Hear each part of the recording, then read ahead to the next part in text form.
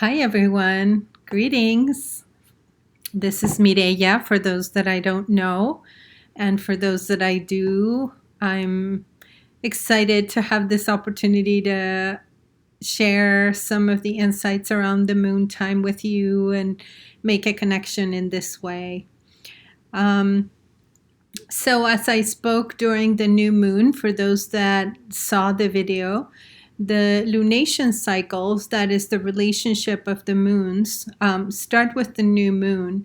And this time around, we started with the new moon in Gemini, and I spoke a lot about the importance of um, the work that we do with finding a new place inside of polarity, inside of paradox, and how, on one level, paradoxes and polarity are such a part of the human condition. There is something in the tension of it and of those different places inside, emotionally, socially, politically, wherever it's manifesting, that really the finding that third place that will move us towards a more balanced and neutralized place are important. And in now tomorrow at 12:12 we come to the full moon. The full moon will be in Sagittarius, and it is the full moon represents really being everything that it shows up is amplified. We have in the full moon this time around also a lunar eclipse. It is the first eclipse of the eclipse season over the summer.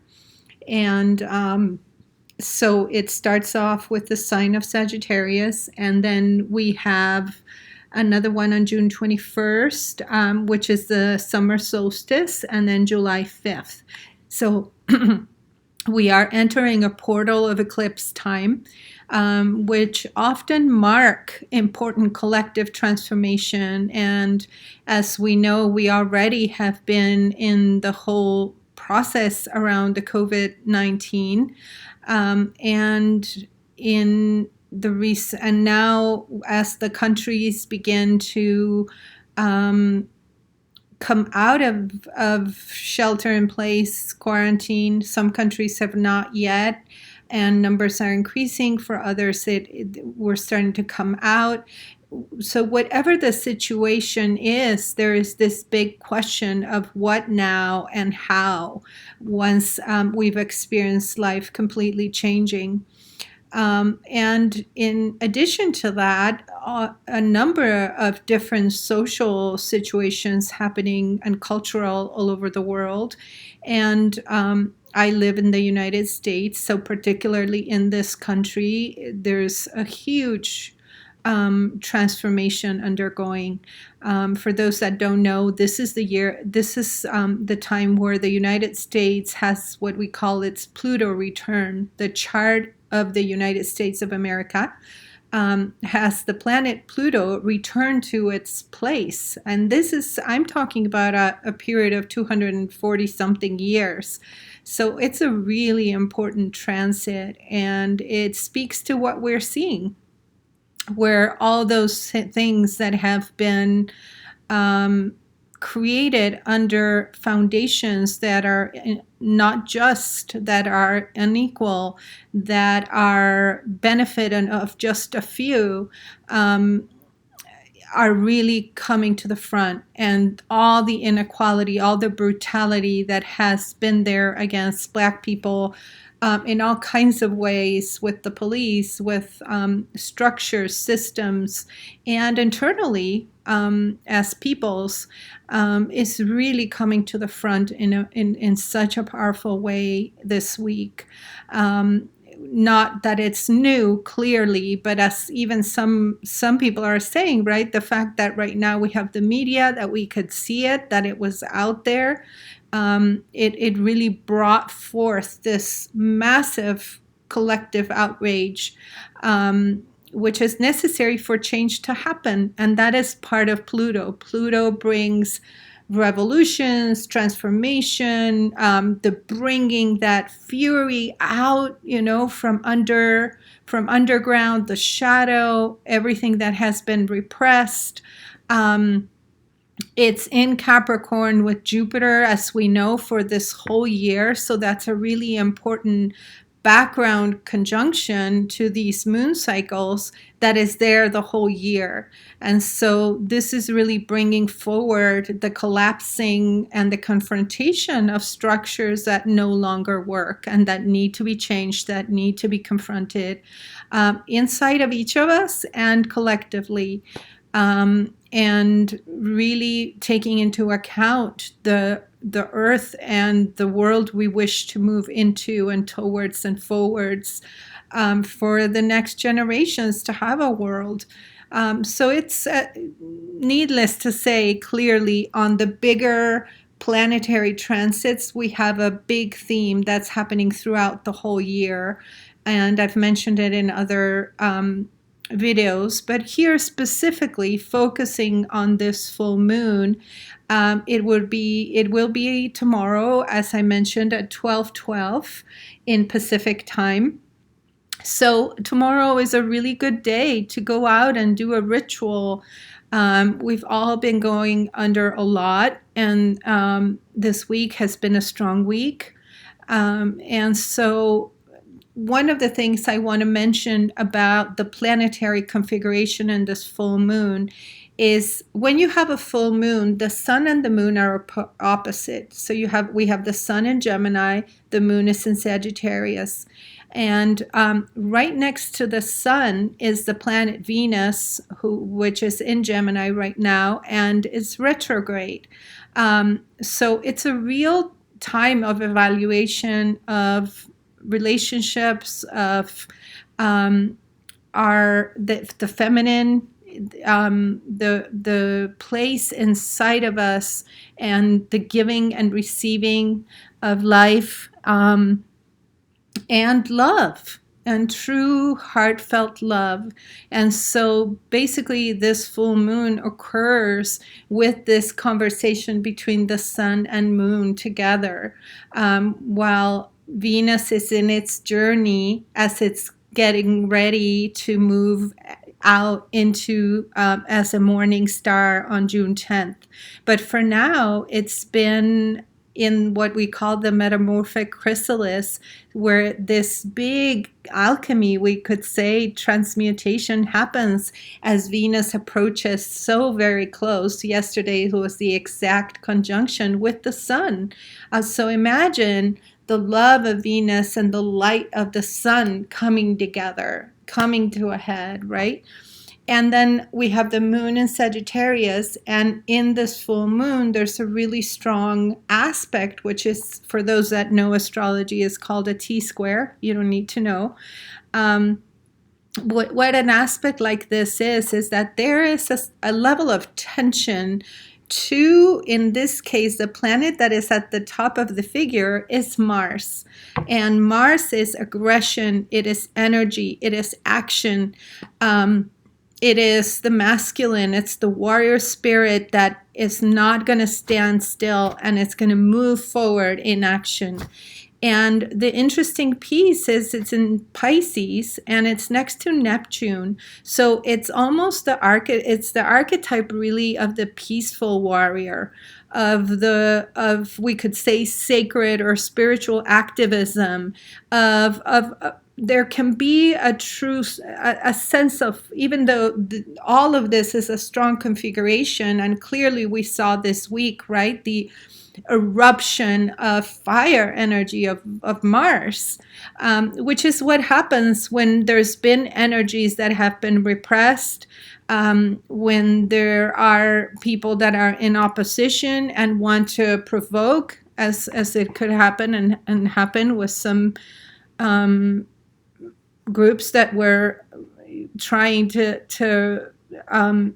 do things that would destroy the potency of the protests and the collective coming to express its voice. And it's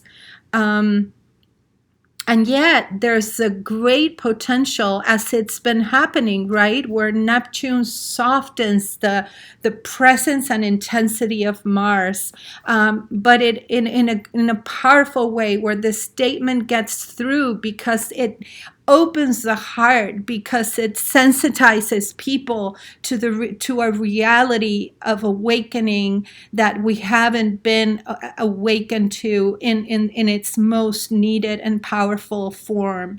And so it's a powerful configuration. It's strong. Some of you might have a lot of emotions moving through you, hot temper, potential anger, frustration. This is also coming together with people starting to come out and feeling really locked up. So when all the energy has been locked up and concentrated, it's like an explosion in some cases. So this is a real invitation, this moon. Do things that are healing, that are nourishing with your energy. If you're having a lot of energy, go out to nature. Let the mother hold you. Go to the ocean.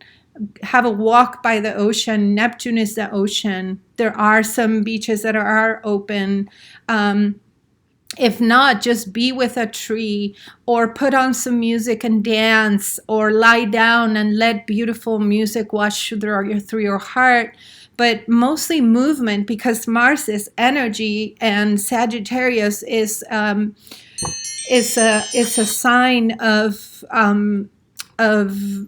fire, and Gemini can be very active in the mind. It's an air sign, so it is a moon that most likely you're gonna feel drawn to doing something with the energy. So it's a good time for that, and it's a good way to alchemize and move the energies, and also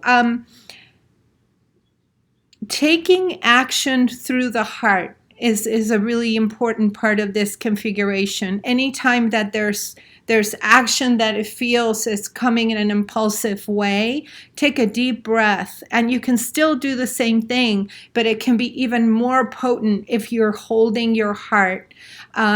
Sagittarius at its best is holding good deeds, good action, optimism. A sense of courageous optimism can come with this configuration, that we can get through this, humans. And also because Neptune is involved, and also Gemini, curiosity, right? Instead of having more of a grandiose stance, which sometimes Sagittarius can have, be allowing ourselves to just be humble and open to what we don't know, open to listening to others and their stories. We are peoples of stories.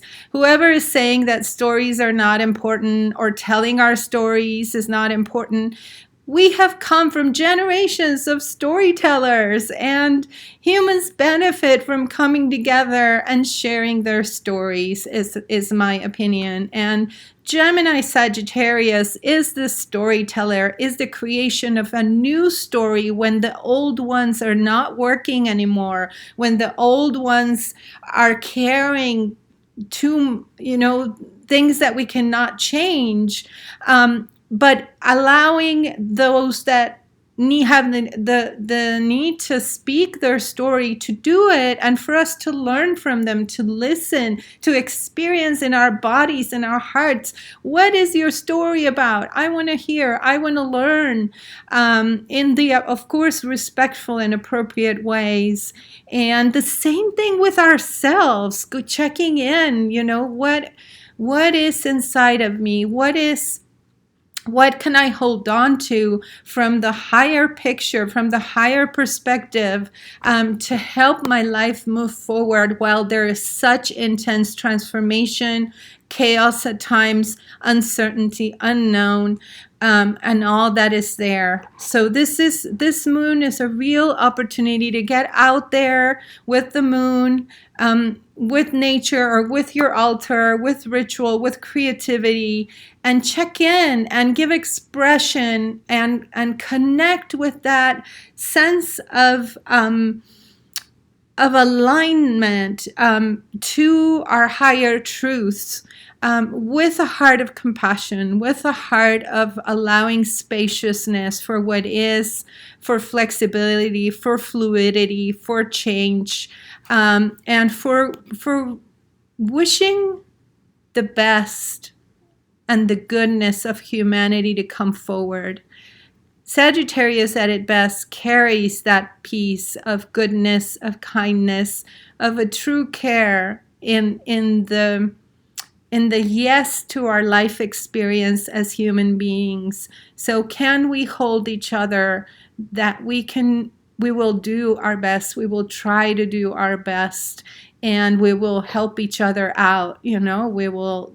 And so there is something about this moon, and we've seen it in the United States, in other parts of the world, with a lot of the marches, there's a lot of our humanity that is coming forward, while also the deep truths and the deep reckonings and all that is coming out in the open. So deep breaths, and again, it's always lovely to connect with you. I hope it can be in person sometime soon. And yeah, until we meet again. Bye.